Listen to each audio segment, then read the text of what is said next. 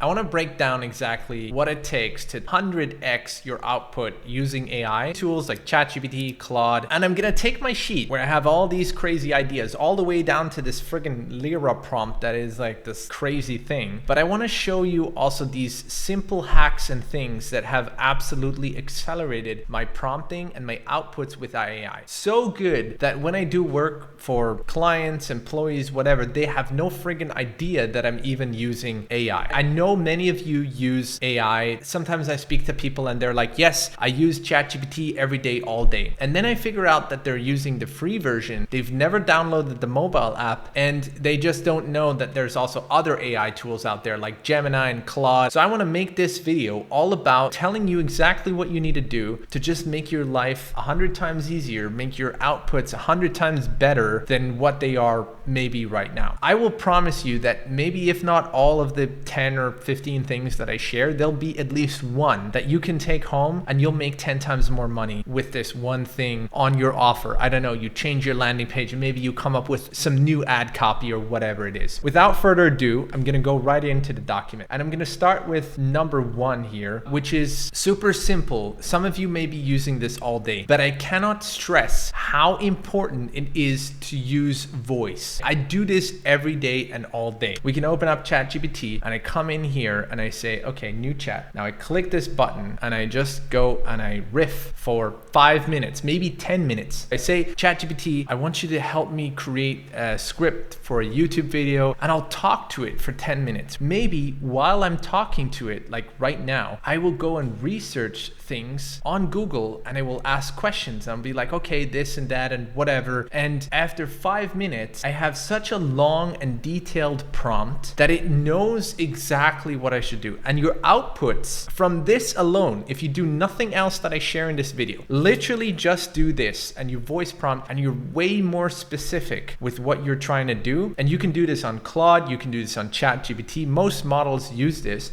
And for those of you that don't want to do it in the thing and you want to use voice prompting to the next level, there's even a tool that is called Whisper Pro. You can install that on your Mac and heck, you can voice prompt whatever you want. It will change your life, believe me. Unless, I don't know, you're in this co-working with a lot of people. But anyway, I do this and I click enter and it will take everything that I just said right now, literally, and it will put it in here in this prompt, okay? And I can promise you your outcome will be so much better. And that leads into our second point, which is context. Context is so important when it comes to LLMs. The more context you give it and the better that context is, the better your outputs will be. And I hear some of you saying, well, Sebastian, I know that. Okay, cool for you, dude. But many people do not know that when they go to ChatGPT and they type in, hey, ChatGPT, can you write me an email, blah, blah, blah. ChatGPT will go and will write an email, but there's 50 gazillion different ways of how to write an email. So the best possible thing, for example, if you're writing an email to your boss or you're writing a newsletter for your community, for your clients, whatever it may be, go write some of them yourself. Heck, maybe you want to hire a copywriter that writes really good emails. Maybe you go look at inspiration from the best copywriters. You go Google copywriter for this kind of niche, this email. You go Google offers that are making 10 times, 100 times your money. You go see what these people are actually doing. You go sign up to their newsletter, you pull their newsletters, you take their newsletters, maybe you change them to your style. Then you head over to ChatGPT or to Claude. Claude is better for creative work. So you head over to Claude and you say, here are 10 newsletters, and you copy paste the entire freaking newsletter into Claude. And you say, here are 10 newsletters. And then you voice prompt for 5 minutes and you say, this is everything, if you do not have that project already, this is everything about my offer. This is everything I do. This is what is important to me. This is how I speak. This is my call to action link. This is everything. And here are 10 newsletters that inspire me that I think are very well written, and you should do the same. Context is everything. In fact, if you're doing work for clients or for yourself or whatever you may be doing, this is so important. I cannot stress this enough, that you go collect the right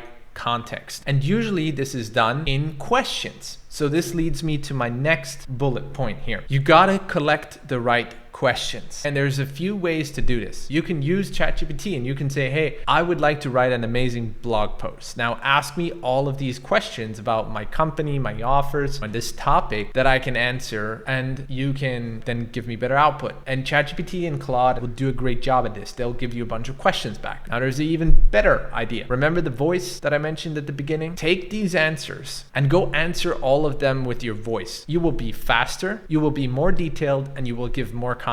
Say for example, you're writing a blog post and you want to write it about how to 10x your outputs with AI. Now you could say, okay, Sebastian, what kind of YouTube videos do you do? What is your offer? What do you talk about? Do you just talk about AI? Do you also talk about sales and marketing and stuff like that? So ask me all of these questions, and it will come up with all of these questions. And now you can go voice prompt. You can take these questions literally in your ChatGPT interface, and you can go voice prompt and answer all of these questions in as much detail as possible. You can talk about your offer. You can talk about your clients. You can talk about your testimonials, everything that you do. And giving this information to ChatGPT or to Claude will give it so much more context that your output is not 10x better, but it's literally 100x better. So just try it for me and show me that this does not 10x, 100x your output, and leave it in the comments if you have a feeling this is all BS, because this has literally changed lives for my clients, for the people around me that were like, I never knew that this was so important. On to the next tip. Here we have rate your confidence. AI hallucinates. ChatGPT does this. They claim to brought it down with O5, like whatever, we don't know.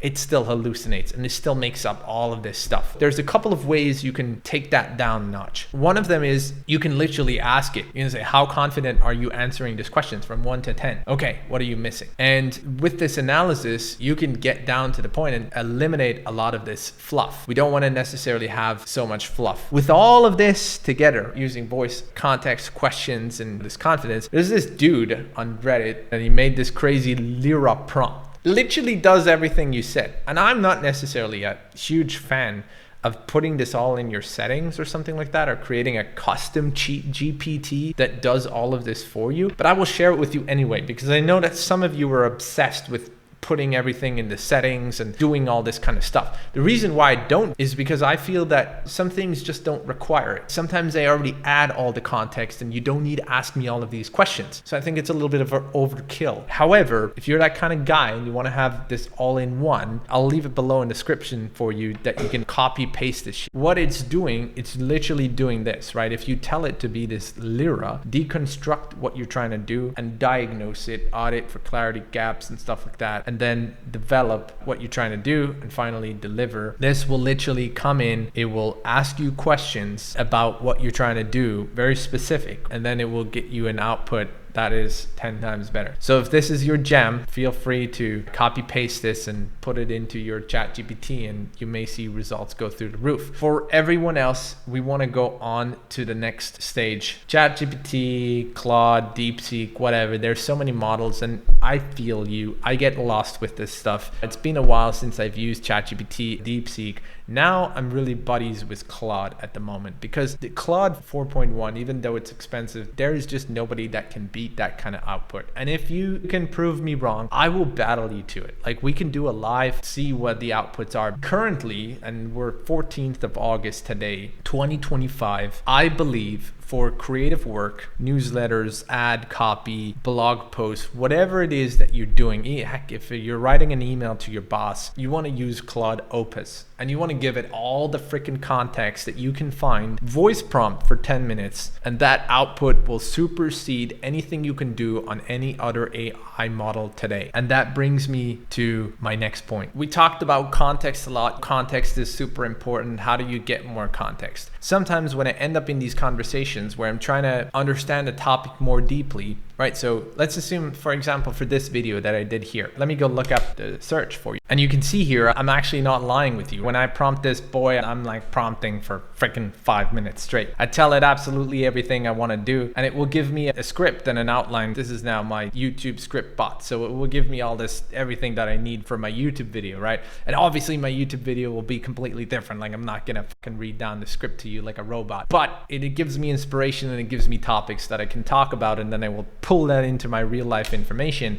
obviously already this prompt, right? Independently, if you're using AI, in here are all of my real life examples that I'm like, this is what I experienced, this is my thing, this is my context, here's another thing, here's my prompt book, here's my Bible, here's what I do with clients, and then it gets crazy good. What I'm saying though is if you don't have enough, you can do deep research. And basically, I just prompted it. I said, hey, go look up every friggin' news article that you can find about Claude, ChatGPT, and all these different prompting techniques for anything that I might have missed or anything that is like too new, because how can you possibly keep track of what's going on today anymore? I don't know. This bad boy went through 418 freaking sources. I don't know about you, but I have a hard time understanding how I've read even like half of this in the last half a year. Gave me all these different sources, and then it output this research document where it said, look, GPT-5 released, Claude 4, this, that, whatever. And it's talking about all these metrics that everyone's lying about and nothing is true, but whatever. And it's giving me all these different models and things that I should look for, right? We have here news, $1 per year, 48 distinct prompting techniques. Usually I use these research reports where it goes through freaking 500 articles to give me more context. Same reason as above. Now I have my own context, the way I do my YouTube videos, the transcript, the this and the that, and then I add on to it like the context that it researched for the last 10 minutes going through 418 articles. If you're looking for more context, add on deep research, ask it to go through that deep research for you and find key points that it can integrate into what you're doing. Then we have secret psychological triggers. This is something I do use,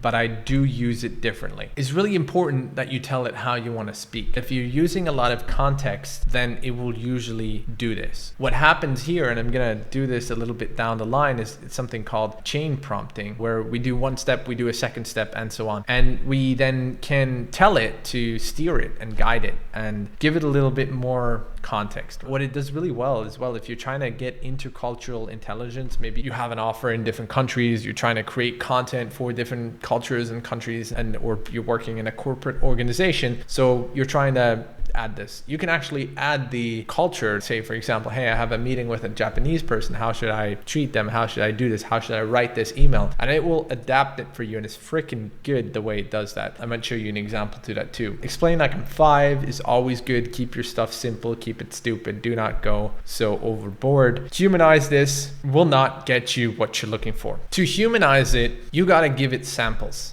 And you're going to hate what I'm going to say right now, because I feel like literally the entire world doesn't want to do real work anymore. But you're going to need to sit down and think with your brain and figure out what it is that you want to write or do. So if you want to do a blog post, why don't you go write one yourself? Write it in your tone of voice. Write it how you would write it. Voice prompt it if you need to. This will give you the best possible humanization that you can, because it will be close to what you would do. Next one, chain prompting power. This is an important one, but that you break complex tasks, really big one, into smaller ones. You say focus on this part only, focus on this part only. A really good thing that you can do here is you can use projects. So if you're using Claude or ChatGPT, we both have projects, and you can put this into one project. So you see here, I have a project, and this project has knowledge. This is really important, because then you can build up all of these files and you don't go out of credits all of the time. You got to be careful once in whatever AI you're using. After a couple of prompts, especially if you're being so specific with so much context, you're going to run out of context real fast.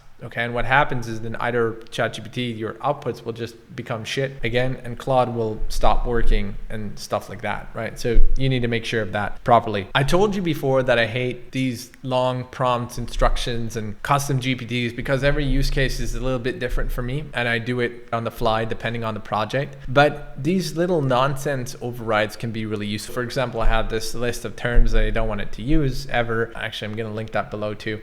And I have these things like skip pleasantries, no hedging, maximum information density, stuff like that. You can try this out. You can put this into a custom location. Like if you don't know, within ChatGPT and within Claude, you have instructions. So you can come in and you can give it custom instructions, and then you can tell it what you want it to do specifically, right? So in here, you can put these little snippets of custom instructions, and it will actually 10x your output regarding what that will be. Play around with it, try what works for you, what doesn't. I think these are really useful to get it to that you don't need to tell it every time to do something that you always want, right? If you don't want any long dashes, add that to your custom instructions and we'll freaking never give you any long dashes. Now, something that I use all the time, if you use Claude, or if you use Claude Code or whatever it is, right, you will run out of this context window because eventually it cuts you off and it says, okay, I don't have any more context available for this. So how do you fix that, right? You gotta, in time, summarize everything you were doing and pull that into something else. So one thing that you can do is obviously always create these artifacts or these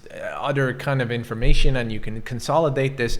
An easy thing is to just throw it into Google Drive, onto your docs or whatever it is. Then you can pull these into another project. However, you can also ask it to consolidate what it's doing, and you can do that. So you could say, for example, what is a good prompt that summarizes everything I'm doing here?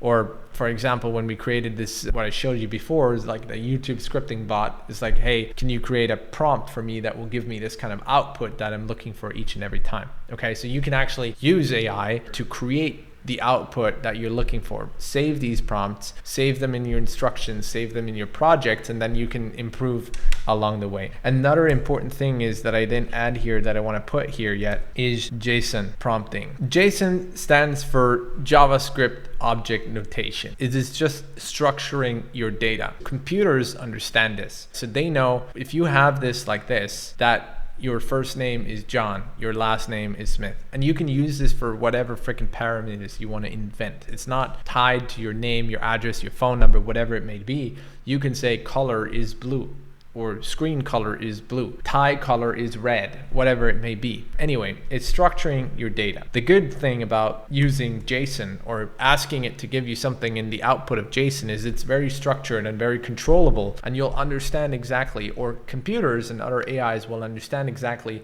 what you're trying to say. The benefit to you if you use this is that within this JSON output, the next AI or the next prompt or whatever will understand very specifically what you're trying to communicate. So if you have a complex image design or some kind of workflow that you want to talk about and you want to say, hey, this is exactly how I have it structured, ask it to output that information as a JSON file, and you can give it this to read this information and it will know exactly where to find what.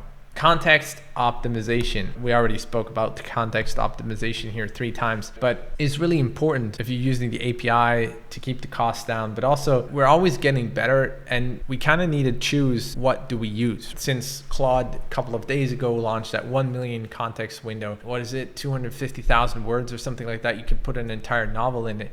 It's not really about this, like you can put a novel in it. It just context uses up really quickly depending what you do. Something I didn't talk about at all in this video is using MCP servers. So MCP is the new gold kid on the block. If you didn't hear about it yet, I will definitely create a full video about it. MCP servers are the new thing. That is basically where you can come in to ChatGPT and say, I want you to work with this other software. If you're into SEO, you can use something called data for SEO. You can come in and you can say, hey, data SEO, I want you to plug in and look for these keywords specifically. Okay, so now, or you can plug it into the weather app or into whatever, your own app. So basically what this MCP is just a connection, like an API for those of you that know what an API is.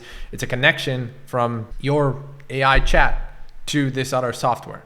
And you can have AI figure out everything that it needs to figure out. So that can be complex. If you're not a developer, you probably have no friggin' idea how to connect to an API of a weather app and figure out how to pull the right weather data that you may need. It's really easy to do so on the user interface if you're trying to Google the weather and it just shows it to you on the website. But if you're trying to build a mobile app and you're trying to integrate the weather, that can be rather tricky if you're not a developer. Using MCP, now this AI can actually figure this out for you. Can go ask the computer, hey, where do I find the weather data for last week? I only want to know when it was raining. And I want to know so in the future. Tell me which things I need to use, what I need to tie to, what secrets. I'm not a developer. I have no freaking idea. But it does it. While it does it, uses a lot of context. So using up a lot of tokens. And it will quickly run out of things to say and do. So in order to circumvent this, you got to think about using different models. Maybe the models that have a little bit more tokens. Think about how can you compress your message and not use as much crazy context to get straight to the point and where you want to be. A really important point which can be really useful, especially for creative work, is if you actually ask it to look at the work. ChatGPT will always try to please you and be like, yeah, here's all this great stuff. And if you come back to it and say, actually, this is not that great, or actually, can you tell me everything that is not great about this? You get some surprising outputs because it will rethink, right? So if you're in Claude or even ChatGPT, you can use Pro, you can use extended thinking, you can use these advanced models to go through it and be like, hey, is this all aligned with the context? What is not good?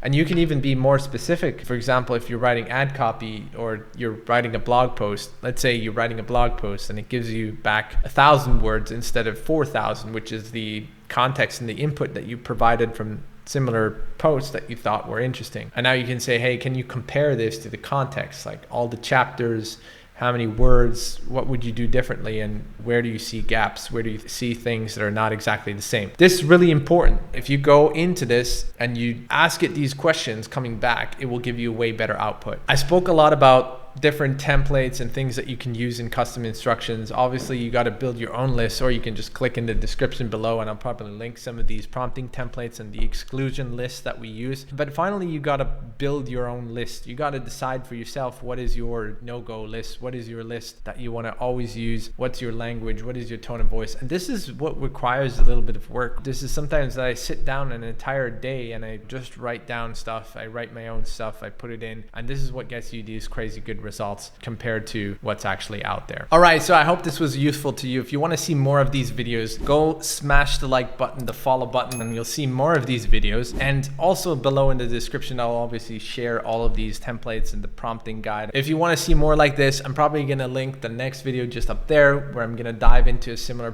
topic and just help you leverage these tools like AI, sales, and marketing in your next one to get more clients, to deliver better results for your clients, and to make more profits. See you in the next one.